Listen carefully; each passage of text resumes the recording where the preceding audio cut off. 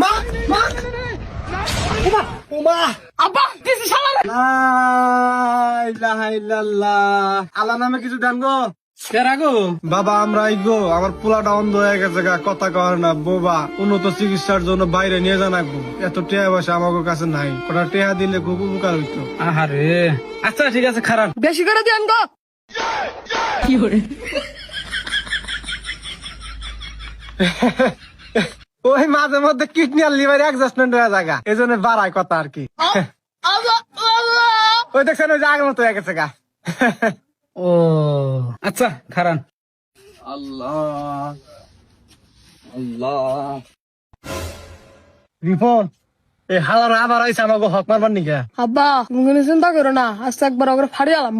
আল্লাহ তোরে কইছি না এই গ্রাম আইবি না, এই গ্রাম আমার, এই গ্রাম আমি লাইসেন্স করে নিছি। এই গ্রাম কিন্তু আমার লাইসেন্স করে নিছে। এই গ্রাম কি তোর বাপের রে? এই বাপ নিয়ে কথা কবি না, একবারে কিন্তু শ্বাস করবো।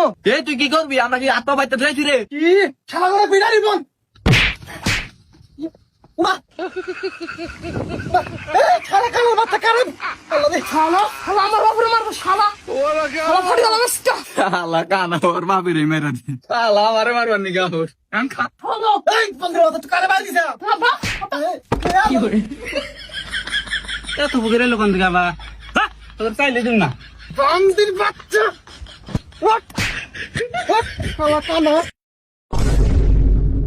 রিপন ওখানে চাইলে পেলাম না, টিয়া পেলাম না, বেড়া দরজাতে থেকে গেছে গা, ধরো করে। আব্বা আব্বা তুই ছাড় এই বান্দির বাচ্চা তুই কার কথা?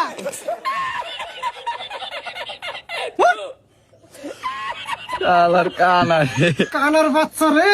এত তো